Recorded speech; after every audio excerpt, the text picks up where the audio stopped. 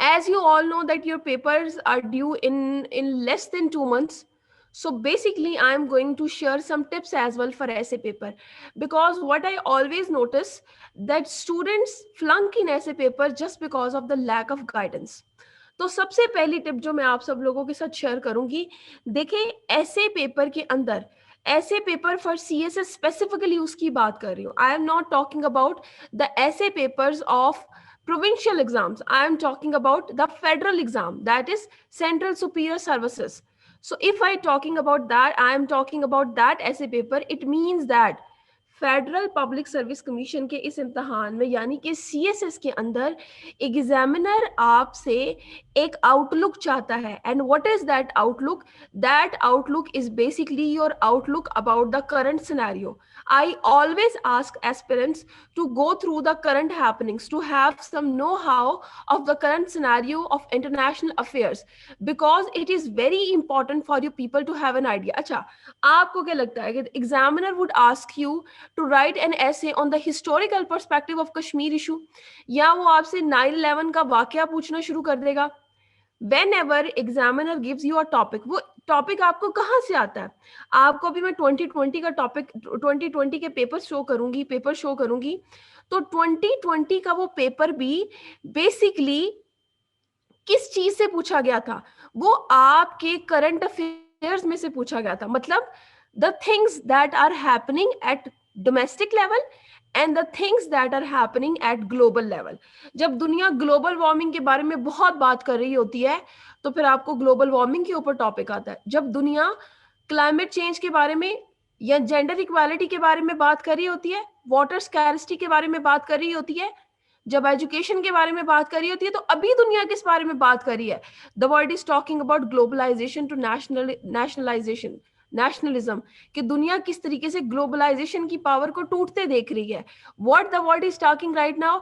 The world is talking about covid. The world is talking about its impact on economy. The world is talking about its impact on education. The world is talking about COVID-19's impact on the social fabric of the society. The world is talking about the eminent health crisis the world is facing right now. The world is talking about कि किस तरीके से हम देखते हैं कि world leaders के अंदर हमें जो एक डिसयूनिटी नजर आई है. The world is talking about that right now. The world is talking about Islamophobia. The world is talking about economic repercussion जो भी अभी हम फेस कर रहे हैं, एंड प्लेंटी अदर थिंग्स. बहुत सारी और चीजों के बारे में बात करी है जो आपके भी फोकस में.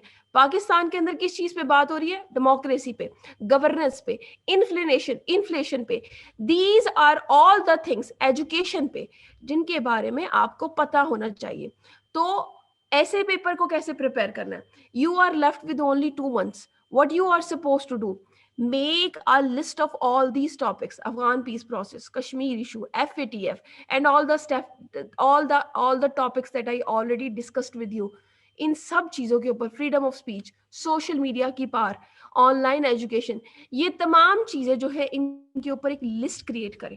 और इन लिस्ट को क्रिएट करके फिर दूसरी चीज जो मैं स्टूडेंट्स के साथ हमेशा डिस्कस करती हूँ, देखिए, whenever you people are preparing a topic, you people are supposed to prepare that topic in all the possible dimensions, in all the possible aspects. What I mean by this, you people might be preparing the historical perspective of Kashmir issue, and the examiner might be interested in the future scenario of Kashmir issue. You people might be discussing, or you people might be reading about the 9/11 or the terrorism war in Afghanistan. The examiner might be interested in the Afghan peace process. So try to understand the mindset of the examiner. He is not interested in all the rubbish bullshit of the past. He is interested in the current scenario. He just wants to check your understanding of current happenings. So whenever you are preparing a topic, just go through the retrospect, but don't focus on the retrospect. You are supposed to prepare a topic considering all the possible dimensions. Like if you are preparing China Pakistan economic corridor, you must have some idea about South China sea dispute. You must have an idea about Belt Road Initiative. You must have an idea about the prospects of CPEC. You must have an idea about the recent developments that have happened on CPEC. You must have an idea about the challenges the CPEC is facing on global level, on national level, on regional level. So जब भी किसी topic को तैयार करें, अपने पास उसकी all possible dimensions और aspects को रख लें. एक और चीज जो मैं यहाँ पे बताऊं, आप उन सारे एस्पेक्ट्स को प्रिपेयर कर चुके हैं, आप उन सारी डायमेंशन को प्रिपेयर कर चुके हैं. What is the next step? दो चीजें हैं.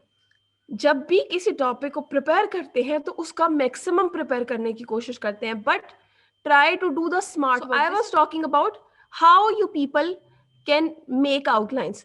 Now there is a sort of mindset of students. अब आप लोगों के mindset का फर्क है. There are some people who would be preparing some topics जो कि बहुत ज़्यादा old हैं, but there are some students who know about the current affairs, who know about current scenario, who know what is going internationally or globally.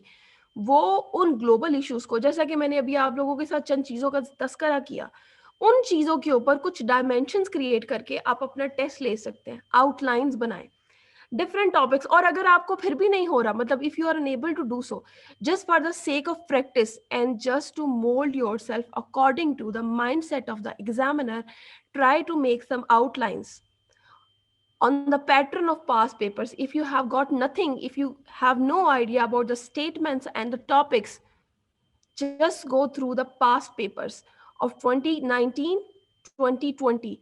You have got 20 topics and try to make some outlines on those 20 topics so that you may mold yourself according to the mindset of the examiner, and then try to make introductions, write some sample introductions. These are two things जिसके ऊपर आपको सबसे ज्यादा focus करने की जरूरत है, because outline is going to be a thing. जैसा कि जिन लोगों का मैंने काम इवेलुएट किया या जिन लोगों ने सेशंस लिए, उन सब लोगों को पता है कि मैंने हमेशा से एक चीज पे बहुत फोकस किया, that is outline. Why is it so? Because whenever we are evaluating the work of someone or whenever the examiner is evaluating your essay, वो आपकी आउटलाइन देखकर इस चीज को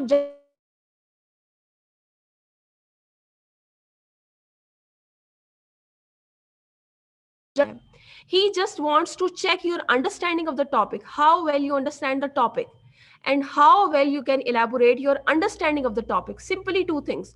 He wants to check how well you understand the topic and how well you can elaborate, how well you can argue on your understanding of the topic. जितने अच्छे तरीके से आपको टॉपिक की समझ है और कितने अच्छे तरीके से आप अपनी उस समझ को आर्ग्यूमेंट्स में बेस, आप उनको आर्ग्यूमेंट्स में मोल्ड कर सकते हैं, उसे ट्रांसफॉर्म कर सकते हैं सिंपली. और इस चीज के लिए उस आपको एक चीज जो फॉरमोस्ट है, जिसकी आपको सबसे पहले जरूरत है, वो है you must know about the structure of your एसे. ऐसे क्या है, जिसे मैं थोड़ी देर में आप लोगों के साथ डिस्कस करूंगी जैसे जैसे मैं स्लाइड्स को पलटती जाऊंगी. अच्छा, एक और चीज बहुत जरूरी चीज है, मैंने आप लोगों को बोला आप आउटलाइंस बनाएं,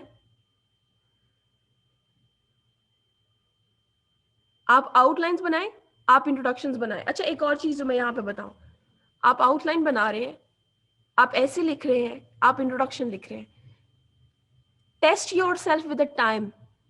जस्ट ट्राई टू चेक कि आप कितना टाइम जो है लगाते हैं, because you have not got forever to write down an essay. You have got a limited time, and in that limited time आपको उस टॉपिक को, आपको पहले 10 टॉपिक्स में से एक टॉपिक सेलेक्ट करना है, आपको उस पर ब्रेनस्टॉर्म करना है, आपको उस पर रफ आउटलाइन बनानी है, आपको उस पर नीट आउटलाइन बनानी है, आपको उसमें आर्ग्यूमेंट्स ऐड करने हैं, आपको अपना इंट्रोडक्शन लिखना है, मे बी आपको अपना इंट्रोडक्शन रफ लिखना है, फिर आपको नीट लिखना है, फिर आपको अपना ऐसे लिखना है, फिर आपको ऐसे पे फोकस रखना है, फिर आपको सारे आर्ग्यूमेंट्स अपनी थीसिस के गिर्द रिवॉल्व करने हैं. और मैं ये पॉइंट भूल गई, आपको अपना थीसिस सॉर्ट आउट करना है, उसको जो है आपको इवॉल्व करना है, आपको अपना कंक्लूजन लिखना है और आपको सारे से गो थ्रू करना है जस्ट टू चेक कि आपने कैसा लिखा है, कि कहीं आपने को ब्लंडर तो नहीं कर दिया.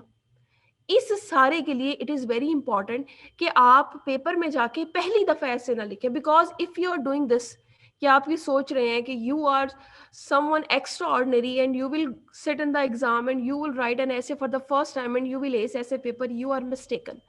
Because This is your billions of attempt. Please don't waste it. Take it seriously. Students हमेशा ऐसे पेपर को अवॉइड करते हैं बिकॉज ऐसे लिखना इज समथिंग कि मिनिमम आपको 5 आवर्स लग जाते हैं, 2 hours to prepare a topic and 3 hours to write an essay. That is why आपका माइंड जो है वो हमेशा आपको इससे भगाता है. You always escape essay paper. So this is very time कि आप ऐसे पेपर से एटलीस्ट escape करना छोड़ दें. गुड इंप्रेशन के लिए जो प्रैक्टिस करना शुरू कर दें.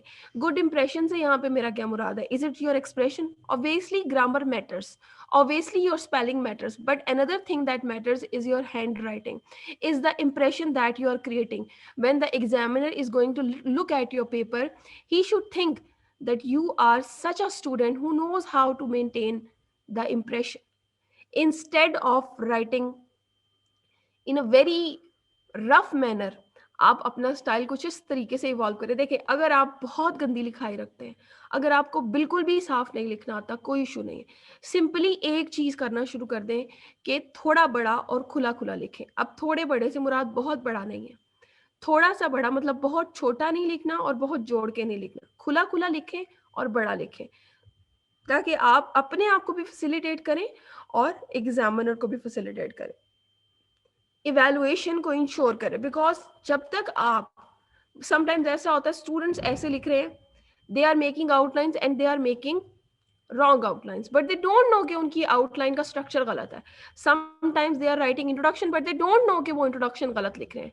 सो एटलीस्ट आप अपने कुछ एसेस जो हैं उन्हें इवेलुएट कराएं, ताकि आप लोगों को आइडिया हो कि आप कहाँ पे गलती कर रहे हैं. उसके बाद स्ट्रेस हैंडलिंग की प्रैक्टिस करें. देखिए, when you would be sitting in the examination hall and that would be your first time, अगर आपकी सेकंड अटेम्प्ट है, अगर आपकी थर्ड अटेम्प्ट भी है, आपका पहला पेपर है, और अब वहां पे क्या होता है, you are done with outline making, it will take you 20 to 25 minutes and then you are moving forward to introduction. तब तक भी आपका स्ट्रेस हैंडल नहीं होता. तो उसके लिए ये है कि आप एटलीस्ट एक या दो इंट्रोडक्शंस लिखकर अपनी स्ट्रेस मैनेजमेंट कर लें. Be prepared for the worst situation के, मतलब this is my formula in life. I always keep myself prepared for the worst situations, because I always think that when time comes तो may be उस चीज को बंदा handle ना कर पाए. तो दैट इज वाई अपने दिमाग में ये सोच के जाए कि जो भी टॉपिक आएगा मैंने ना उसे पढ़ा होगा ना मैंने उसे सुना होगा. वहां बैठकर मुझे उस टॉपिक पे सोचना है, वहां बैठकर मुझे उस टॉपिक पे आइडियाज को जनरेट करना है, और उन आइडियाज को जनरेट करने की, उस ब्रेनस्टॉर्मिंग को करने की आपने प्रैक्टिस करनी है. जब आप प्रैक्टिस करते हैं, ब्रेनस्टॉर्मिंग इज जस्ट लाइक कि आप अपने दिमाग से किसी चीज को क्रिएट कर रहे हैं. जैसे मैं हमेशा मिसाल देती हूँ कि पोइट्स, नॉवलिस्ट, राइटर्स बाजुकात बहुत अजीब अजीब फिलोसफीज लिख देते हैं. वो कहाँ से आती हैं? They create these things out of chaos. They create these things out of nothingness. That's what you are supposed to do. You are writing down on a topic, you are thinking on a topic. अब उस topic पे arguments किसी के पास मौजूद नहीं है, कहीं मौजूद नहीं है. आपको अपनी मैनिपुलेटिव एबिलिटी दिखानी है. You have to show your show the manipulative power of your mind. You have to show your creativity over there. क्योंकि बात होनी नहीं, बनी हुई नहीं होनी, आपको बात बनानी है, आपको बात को मोल्ड करना है. बस इतनी सी बात सीख लेनी है कि बात को मोल्ड कैसे करना है. ठीक है, उसके बाद ही हम आगे चलते हैं. ये तो कुछ टिप्स होगी जो मैंने आपको बताया बिफोर पेपर. एक टॉपिक, एक मेरी वीडियो यूट्यूब पे अवेलेबल है, आप लोग व्हाट्सएप करके उसका लिंक भी ले सकते हैं. इंस्टीट्यूट ऑफ कैरियर सर्विसेज के नाम से हमारा यूट्यूब चैनल है, जहां पर एक वीडियो है how to choose a topic. उसे जरूर सुने, बिकॉज 90% स्टूडेंट्स ऐसे पेपर में इसलिए फेल हो जाते हैं क्योंकि उनका ऐसे का टॉपिक का सिलेक्शन गलत होता है. They select a wrong topic. Don't go for the wrong topic. अपने आप को डिल्यूट नहीं करें. ना तो आपने ओवर कॉन्फिडेंट होना है, ना आपने अंडर कॉन्फिडेंट होना है. So if I am talking about types of topics, तो थोड़ा मैं यहाँ बता देती हूँ, बाकी आप हमारे चैनल पे जाके देख लीजिएगा. नीचे institute of career services screen पे आपको लिखा नजर आ रहा है. सिंपली आप यूट्यूब पे सर्च करेंगे तो आपको मिल जाएगी वीडियो. अच्छा, टाइप्स ऑफ टॉपिक्स में क्या है? दो तरह के टॉपिक्स आपको आते हैं. स्टेटमेंट वाइज टॉपिक्स, ठीक है, और सिंपल टॉपिक्स। देखिए अगर आपको स्टेटमेंट आ रही है ना, तो statement is a difficult situation for you, because statements are always ambiguous, statements are always close ended. Democracy and illiteracy cannot move together. Just try to think on this topic. क्या लिख लेंगे आप, कितना को लिख लेंगे आप?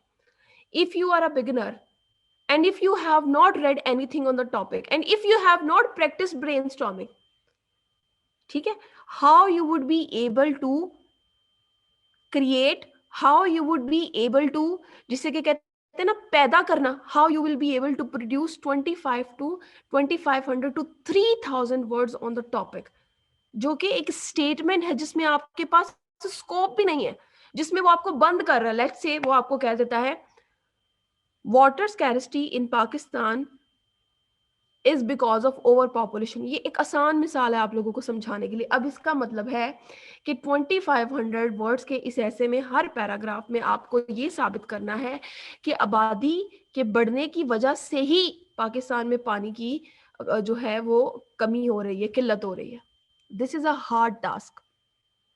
सो whenever you are choosing a topic, check कर लें कि कहीं वो स्टेटमेंट क्लोज एंडेड तो नहीं है। अगर तो वो स्टेटमेंट क्लोज एंडेड है, जिसके लिए मैं एक आपको फॉर्मूला देती हूँ आसान सा, कि if you are going to choose a topic, आप अपने आप को कुछ ऑप्शंस दे लें, ठीक है। ऐसा नहीं है कि सिंपली आपने एक टॉपिक उठाया और उस पर आउटलाइन बनाना शुरू कर दी। आप 2 से 3 मिनट लें, it depends upon your practice. आप उसमें 2-3 टॉपिक्स पकड़ें और उनके ऊपर रफ स्केलेटन बनाकर देखें कि यार मैं इस पे क्या क्या लिख सकता हूँ, मेरे पास कितना कितना मार्जिन मौजूद है। एक बड़ी गलत अप्रोच स्टूडेंट्स में पाई जाती है, they go for unconventional topics and they think कि यार अनकन्वेंशनल टॉपिक्स तो हमें बहुत विन करा देंगे। Don't go for unconventional topics if you are not confident on them. Don't risk your attempt just to brag of in the student के यार मैंने तो बड़ा जबरदस्त टॉपिक उठा लिया और मैं पता नहीं कमाल कर दूंगा। Don't do such sort of things. किसी वेंचर पे आपने नहीं जाना है। दूसरा, अगर आपको टॉपिक्स आ जाते हैं, टॉपिक्स की मिसाल क्या है? Emerging power of social media, prospects and challenges, ठीक है, tourism prospects and challenges, CPEC prospects and challenges. इस तरह के टॉपिक्स अगर आपको आ जाते हैं तो they are easy to handle, बहुत आसान होते हैं। सिंपली ये है कि इनका थोड़ा इंट्रोडक्शन लिखने का स्टाइल का थोड़ा डिफरेंस होता है, थीसिस स्टेटमेंट का थोड़ा डिफरेंस होता है, लेकिन इन टॉपिक्स को हैंडल करना बहुत आसान होता है इंस्टेड ऑफ दोज टॉपिक्स जो कि स्टेटमेंट बेस्ड है। और again how mature candidate you are, ये आपके ऊपर डिपेंड करता है। उसके बाद एक चीज जो मैं यहाँ पे आपका मिसकंसेप्शन क्लियर कर दूं, there are some topics that are based on national issues and there are some topics that are based on global issues. Now try to identify the topic that you people are going to opt in your CSS essay paper कि क्या वो किसी national issue को जो है वो लेकर चल रहा है या किसी ग्लोबल इशू को लेकर चल रहा है। Let's say that you are being asked about globalisation, let's say that you are given a topic on Islamophobia. आप उसमें क्या डिस्कस करेंगे? आप उसमें सिर्फ पाकिस्तान को डिस्कस कर सकते हैं। Let's say the examiner is asking you about covid, let's say the examiner is asking about gender equality, let's say the examiner is asking about you atomic warfare, nuclear warfare. ऐसे तमाम topics को आपने identify करना है कि देखें एक topic अगर आपको सॉफ्ट इशू कोई आ रहा है जो ग्लोबल है नेचर का, ग्लोबल वार्मिंग आपको आ रही, ग्लोबल वार्मिंग सिर्फ पाकिस्तान में तो नहीं है, ये एक ग्लोबल इशू है। तो देखें सीएसएस के अंदर मोस्टली एग्जामिनर आपको ग्लोबल इश्यूज देता है, ठीक है। आपको अगर वो ग्लोबल इश्यूज नहीं भी देता, स्टिल आप कोशिश करें कि एक ग्लोबल आउटलुक जो है एग्जामिनर को दिखाए। दूसरा, आपको वो समटाइम नेशनल इश्यूज देता है। इवन अगर आपको जैसा आपको टॉपिक आया अभी 2020 के टॉपिक्स में आपको बहुत सारे नेशनल इश्यूज दिए गए थे। टॉपिक है जी Pakistan in the future of Kashmir cause, polarize politics, the issues and challenges of democracy in Pakistan. दो ऐसे टॉपिक्स हो गए जो नेशनल आपकी आउटलुक मांग रहे हैं। Do we really need literature in our lifes, ये एक ऐसा टॉपिक है जहां पे आपको जनरली बात करनी है। Women universities as agents of change, you have to talk generally, जिसमें आपकी ग्लोबल अप्रोच भी आ जाती है। पाकिस्तान इनफॉर्मल इकोनॉमी, अगेन एक ऐसा टॉपिक है जो आपसे नेशनल आउटलुक मांग रहा है। Promoting tourism in Pakistan, opportunities and challenges, आपसे नेशनल आउटलुक मांग रहा है. I do not agree with you what you have to say, but I will defend to that your right to say. Freedom of speech पर topic है, generally बात कर रहा है. Is Pakistan ready for digital revolution, national outlook मांग रहा है. IMF bail out, road to stability or recipes for disaster, ये नेशनल आउटलुक मांग रहा है. तो टॉपिक को आपने ये देख के चलना है कि कहीं मैं कोई ऐसा टॉपिक तो नहीं उठा रहा जो ग्लोबल है और मैं सिर्फ उस पर नेशनल बात कर रहा हूं. देखो, एक चीज मैं आप लोगों को बताऊं, आपका ऐसे जितना इंक्लूसिव है आप उतने कामयाब है. फॉरमोस्ट चीज क्या है? स्ट्रक्चर, आपका एक्सप्रेशन, ये दो आते हैं. तीसरा नॉलेज. तीनों चीजें अगर है तो आपके पास होने के चांसेस जो हैं वो 80% है. और अगर आपके पास इंक्लूसिव अप्रोच भी है, यानी कि नॉलेज के अंदर इंक्लूसिविटी भी है, तो यू आर 100/100, आप फेल नहीं हो सकते. ठीक है. उसके बाद कुछ स्टेटमेंट्स होती हैं that are open ended and some statements are close ended.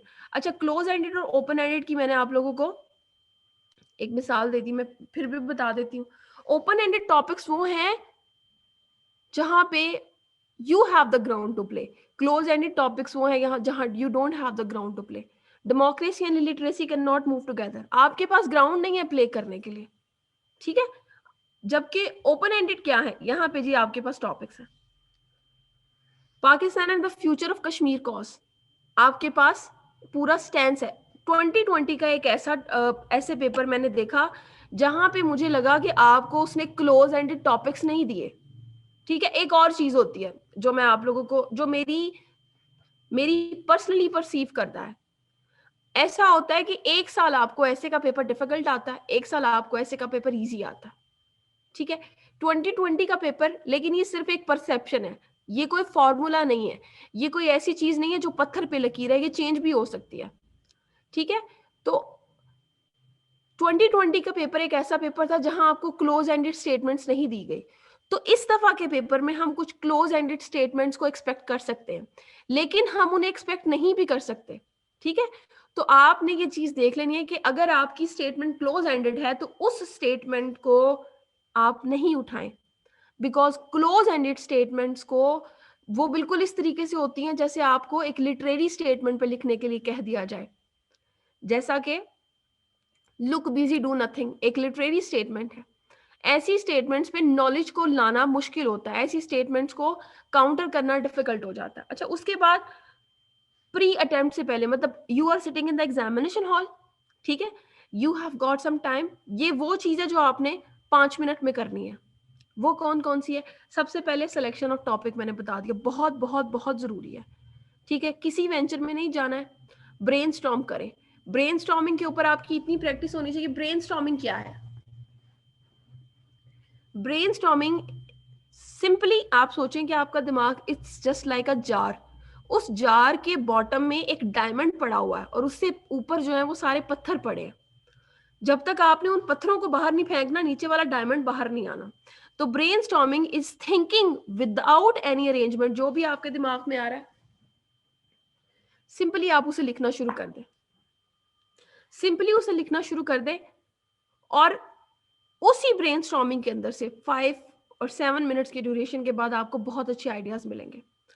उधर से आपने अपनी स्केलेटन, अपनी रफ आउटलाइन जनरेट कर लेनी है. फिर आपने अपनी थीसिस स्टेटमेंट जनरेट करनी है. एक रिकॉर्डिंग मेरी जो है, एक वीडियो लेक्चर थीसिस स्टेटमेंट पे फेसबुक पे भी आई थिंक मौजूद है.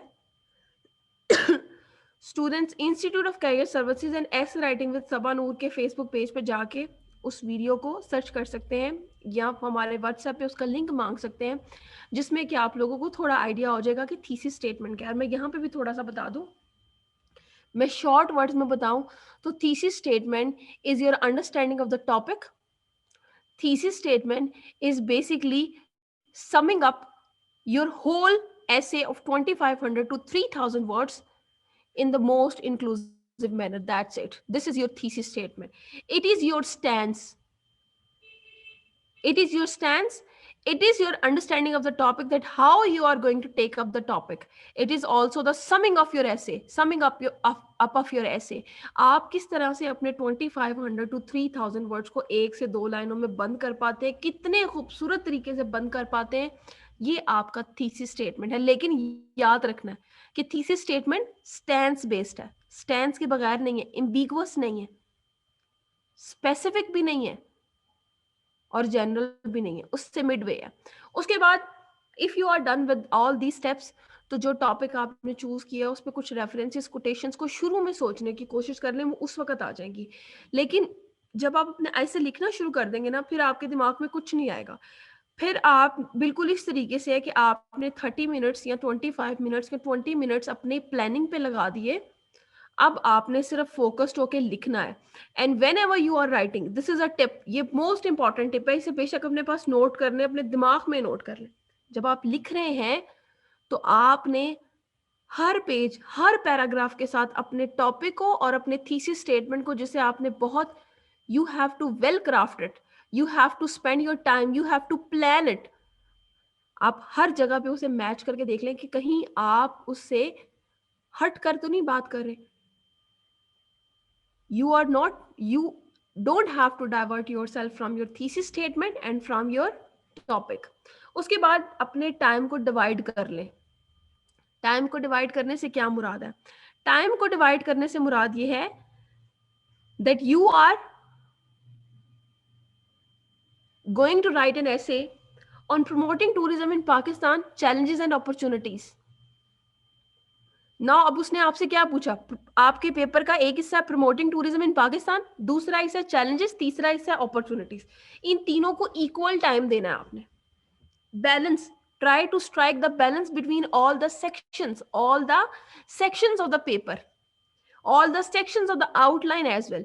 और अगर आप इसके सिवा कोई और चीज डिस्कस कर रहे हैं, just to elaborate your topic, just to elaborate the things that the examiner has asked from you, आपको फिर क्या करना है? आप उनके ऊपर कम एम्फोसिस कर लें, लेकिन जो मेजर पोर्शन है उस पर आप ज्यादा डिस्कस करें. ठीक है कि नहीं? अजी अब हम आ जाते हैं कि ड्यूरिंग पेपर, सबसे पहले तो सबसे ज्यादा जरूरी टिप ये है, always carry a water bottle with you, don't forget to wear mask, don't forget to carry sanitizer with you, don't forget to have a tissue with you, and also try to grab some candies. या सबसे बेहतर है कि आप अपने साथ खजूर रख लें. अगर आपके ड्यूरिंग पेपर कहीं पे भी फील होता है, this is very important, because आपकी एनर्जी ड्रेन हो जाएगी. आप कुछ खजूरें खा लें, या अगर आप खजूरें पसंद नहीं करते, आप चॉकलेट खा लें और थोड़ा सा पानी पी लें, तो आप अपनी एनर्जी को पेपर में मेंटेन रख सकेंगे, आपका दिमाग ज़्यादा बेहतर काम करेगा. अच्छा जी, ड्यूरिंग पेपर आपको ये देखना है कि आपको ऐसे ग्लोबल पर्सपेक्टिव में डिस्कस करना है या नेशनल पर्सपेक्टिव में डिस्कस करना है. आउटलाइन के ऊपर अगर आपको 35 मिनट्स भी इन्वेस्ट करने पड़ते हैं तो कोई इशू नहीं है. आउटलाइन आपकी वो चीज है जिसे देखकर एग्जामिनर ये डिसाइड करेगा कि उसने आपका पेपर आगे पढ़ना है या नहीं पढ़ना. People were discussing about outline is an image builder. How outline is an image builder? Outline में आपको क्या चीज मेंटेन करनी है? You have to maintain clarity. You have to tell the examiner कि how you perceive the topic. You have to tell the examiner that how you perceive the topic, how well you perceive the topic, and how well you can arrange your arguments on the given topic. That's it. ये चीज आपको outline, but this thing is achieved with a lot of practice. उसके बाद close ended और open ended topics के बारे में बता दिया. Well, there is a difference in the outlines that we make with close ended and open ended topics, जो कि हम किसी और क्लास में डिस्कस करेंगे because we are running out of time. उसके बाद जी, try to invest time on outline and introduction.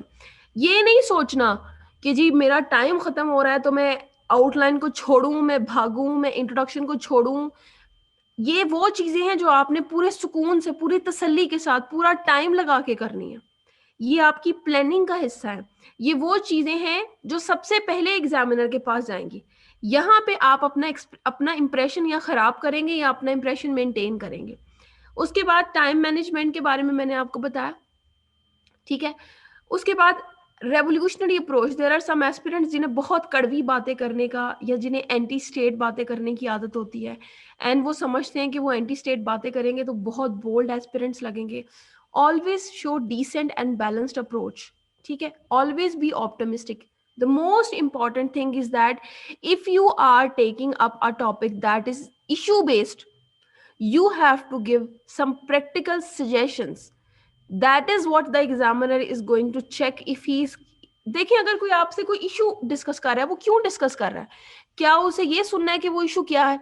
उसे ये देखना है कि आपके पास उस इशू को टैकल करने के लिए सजेशंस क्या है.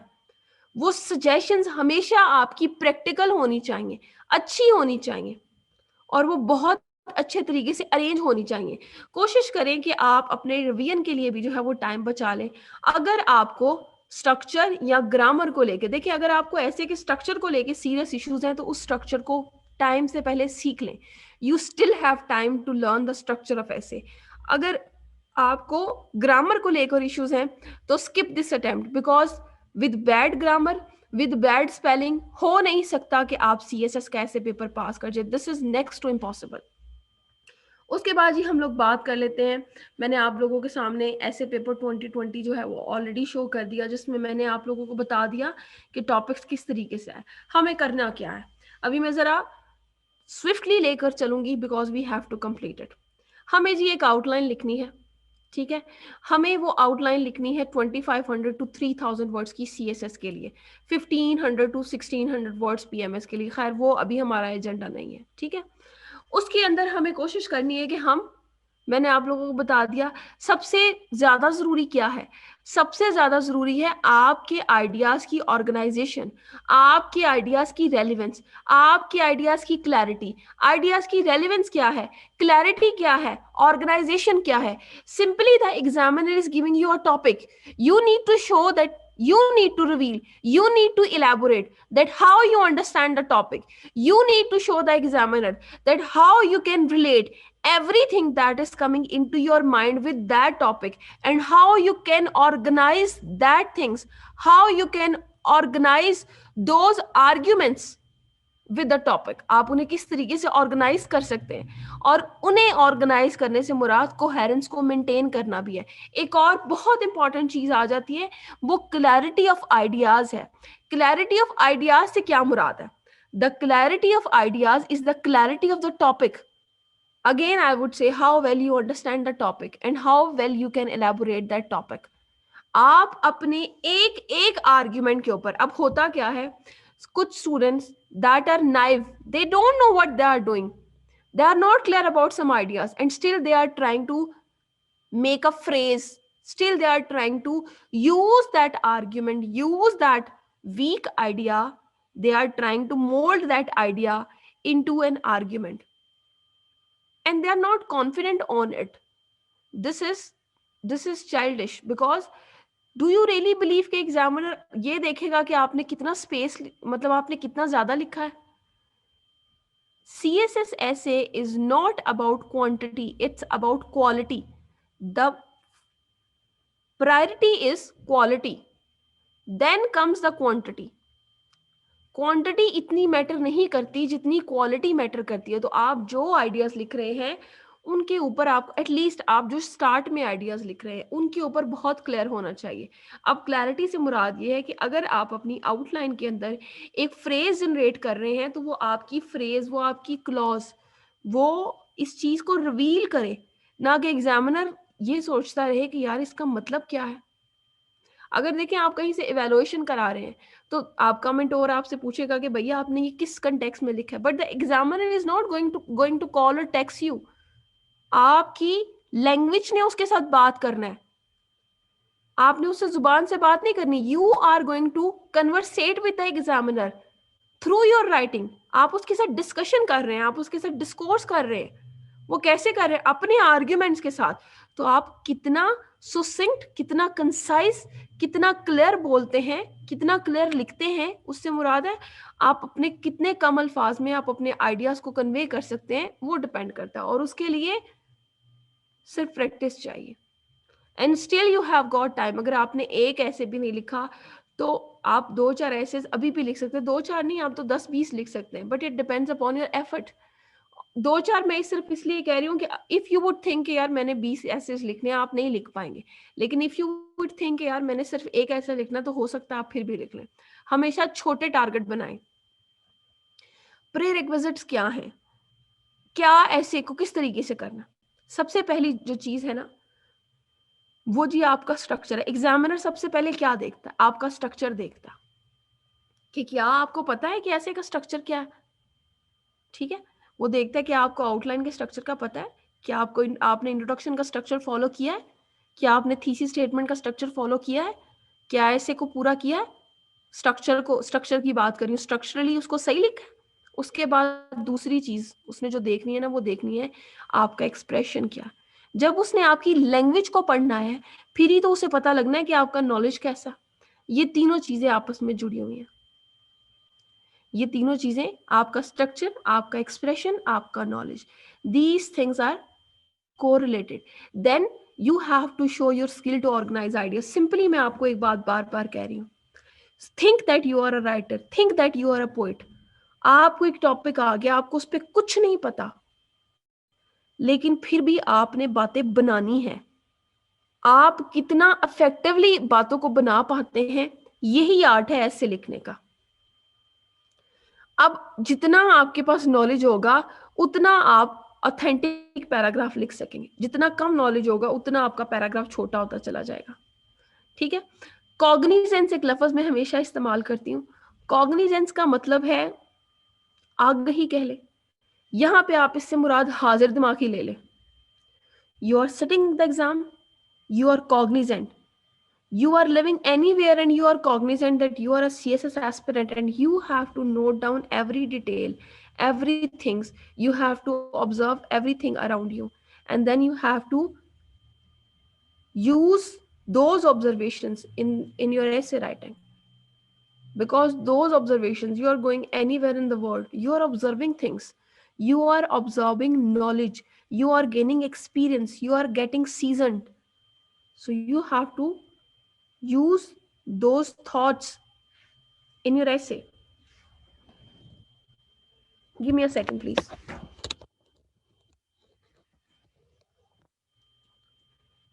उसके बाद I always talk about power to brainstorm ideas. Power to brainstorm ideas से क्या मुराद है? Simply इसका मतलब है holding the pressure. You are thinking on a topic, you are thinking about a thing, but your mind is telling you कि अब मुझसे नहीं सोचा जा रहा, अब मुझे मजीद ideas नहीं आ रहे, but still you have to stay focused. The longer you stay focused, the better ideas you create. जितनी देर आप focus रख सकते हैं, try to practice it for 5 minutes, for 10 minutes, for 15 minutes, and you would think कि knowledge तो आपके अपने अंदर से आ रहा है, कहीं से भी नहीं आ रहा, आपकी ऑब्जर्वेशन से आइडियाज आपके अंदर से उठते हैं, यहां से वहीं नाजिल होती हैं। उसके बाद जी, ऐसे पेपर इतना ज़्यादा इंपॉर्टेंट क्यों है? ऐसे पेपर इतना ज़्यादा इसलिए इंपॉर्टेंट है because you got 3 hours to write, and if you have got nothing to write, तो आपके बाकी के 11 पेपर्स भी वेस्ट हो गए।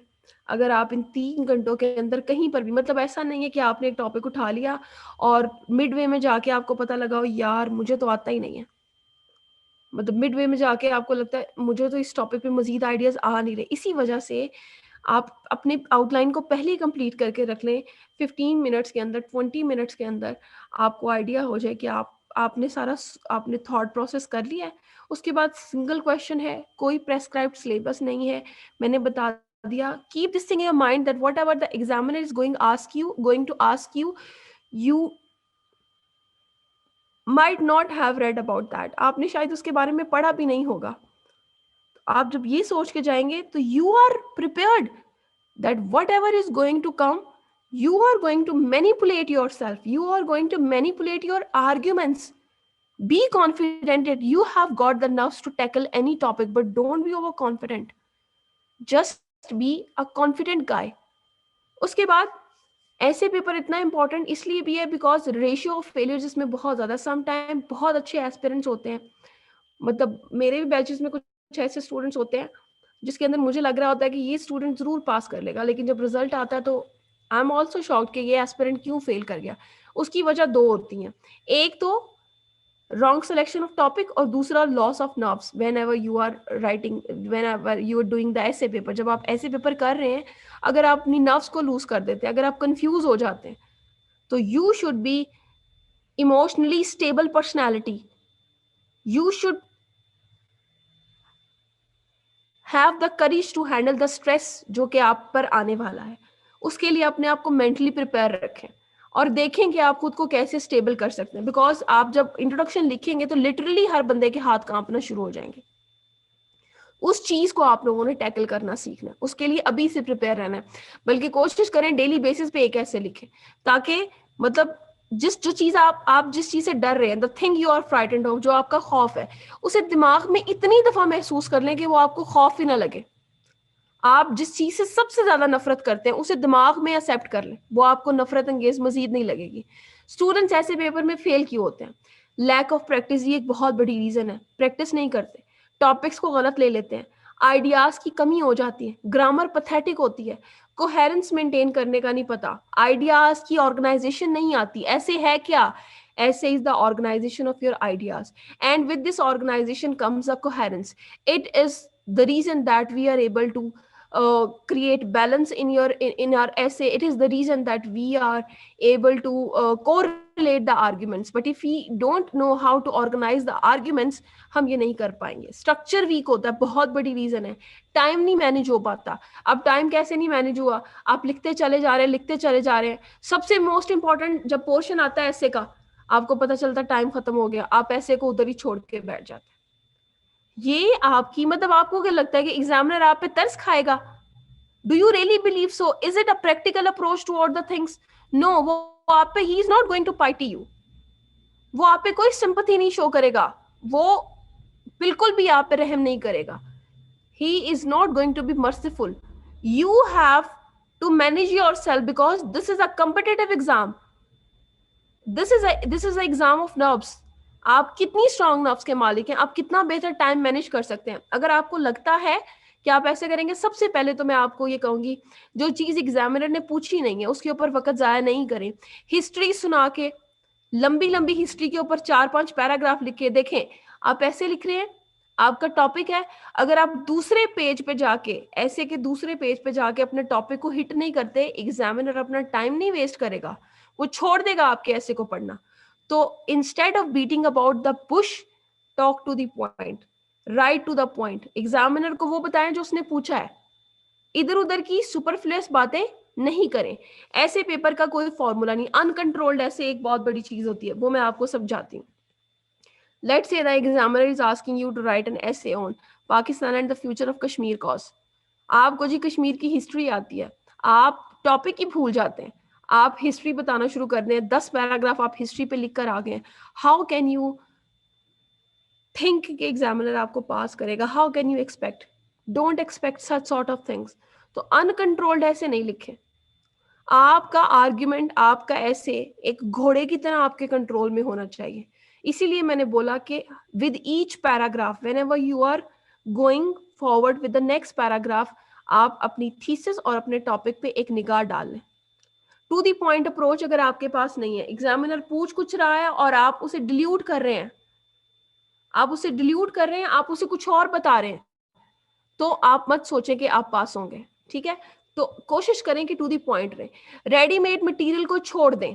अगर आपको कोई ऐसा मटेरियल मिलता है, जैसा कि हम लोग आप लोगों को क्लासेस में जो स्लाइड्स प्रोवाइड करते हैं, आपको जो टॉपिक प्रोवाइड करते हैं, उन्हें हम साथ साथ अपडेट करते रहते हैं, हर एक क्लास के साथ उन्हें अपडेट करते रहते हैं। तो अगर आपके पास ऐसा मटेरियल है तो दैट्स गुड। ठीक है, वो आप उसमें से प्रिपेयर कर सकते हैं, लेकिन स्टिल आप अपने पास से भी टॉपिक्स प्रिपेयर करें। दिमाग में ये सोच के जाना है कि मैं कोई एक्स्ट्रा ऑर्डिनरी चीज नहीं हूं, लेकिन मैं किसी से कम भी नहीं हूं। अपने दिमाग में से सारे खौफ निकाल दें, अपने माइंड को आदत डालें सोचने की। ये जो हर वक्त एब्सेंट माइंडेडनेस है, this is not the thing you have to do. You have to be a person who can ponder upon things and learn to think in English. मतलब थिंक इन इंग्लिश स्टूडेंट्स क्या करते हैं, वो उर्दू में सोचते हैं और उसे इंग्लिश में ट्रांसलेट करने की कोशिश करते हैं। If you are habitual of this, तो सीएसएस का अटेम्प्ट अभी मत दें, बिकॉज आप अभी उस अटेम्प्ट को देने के लिए तैयार नहीं है।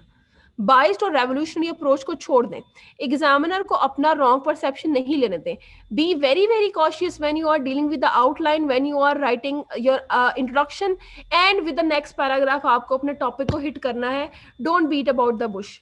अब एक और चीज मैं यहाँ पे बता दूं, ऐसे है क्या essay is like arranging clothes in a cupboard, simply just think that you have a mess of clothes. Likewise, you have a mess of thoughts. You have to organize those thoughts in the systematic manner. The better you organize them, the better your essays. आप जितने अच्छे तरीके से उन्हें organise कर लेते हैं उतना आप बेहतर इंप्रेशन क्रिएट कर पाते हैं। अब ऑर्गेनाइजेशन से मुराद ये है प्रायोरिटाइज करना, कौन सा आर्ग्यूमेंट मेरा बेहतरीन है जिसे मैं ऊपर लिखूं, और कौन सी बात है बात से बात निकले। ठीक है, बात से बात किस तरीके से निकलेगी, अपनी थिंकिंग को ऑर्गेनाइज करें। आप एक दफा अपनी ब्रेनस्टॉर्मिंग करें, फिर उसे ऑर्गेनाइज करें, सोचे कौन सी बातें, फिर उनकी कैटेगरीज बनाएं। कैटेगरीज, ये बातें सोशल कैटेगरी में आती हैं, ये बातें इकोनॉमिक कैटेगरी में आती हैं, ये पॉलिटिकल कैटेगरी में आती हैं।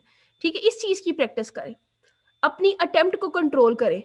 ऐसा नहीं होना चाहिए कि आपका दिमाग आपको डिल्यूट करे और आप लिखते लिखते यही भूल जाएं कि आप क्या लिख रहे हैं। It happens with the aspirants. Inclusive approach से मुराद ये है, लोकल लेवल की अगर मैं आपके साथ बात करूं तो आप इंप्रेस नहीं होंगे, नेशनल लेवल की बात करूं तो शायद इंप्रेस ना हो, लेकिन जो बंदा ग्लोबल लेवल की बात करता है उससे जरूर लोग इंप्रेस होते हैं। तो इंक्लूसिव अप्रोच, ग्लोबल बात करें, इंटरनेशनल लेवल की बात करें और मैक्सिमम बातें करें। आप 2 आर्ग्यूमेंट्स कोई आपको दे तो आप कन्विंस नहीं होंगे, लेकिन जो बंदा आपको 200 आर्ग्यूमेंट्स दे और ऑथेंटिक दे, आप कैसे ना कन्विंस होंगे उससे। तो इंक्लूसिव बात करें। आपका ऐसे जो है, it is a piece of coherent and interconnected ideas. अब कैसे है, you have got a statement, you have got a topic, thesis statement is the answer of that topic, it is also your stance, and now all the paragraphs that you are going to write, they are interconnected and coherent paragraphs, and they are elaboration of your thesis and topic. Simply ऐसे ये है आपका। ऐसे एक और चीज है, वो ये है कि हर पैराग्राफ में एक क्लियर अप्रोच होनी चाहिए और वो अप्रोच आपके टॉपिक को हिट करनी चाहिए। अपने आप से सवाल करें कि मैं जो लिख रहा हूं क्या वो मेरे टॉपिक और मेरे थीसिस स्टेटमेंट को सूट कर रहा है, क्या उसके साथ मैच कर रहा है। कहीं ऐसा तो नहीं कि मैं I am going off the point. If you think that you are going off the point, then थोड़ी देर रुक जाए, drink some water and try to think again. बात को फिर से बनाने की कोशिश करें, बात को मोल्ड करने की कोशिश करें, एंड ट्रस्ट मी, अगर आप ट्राई करेंगे तो हो जाएगा आपसे। This is not very hard.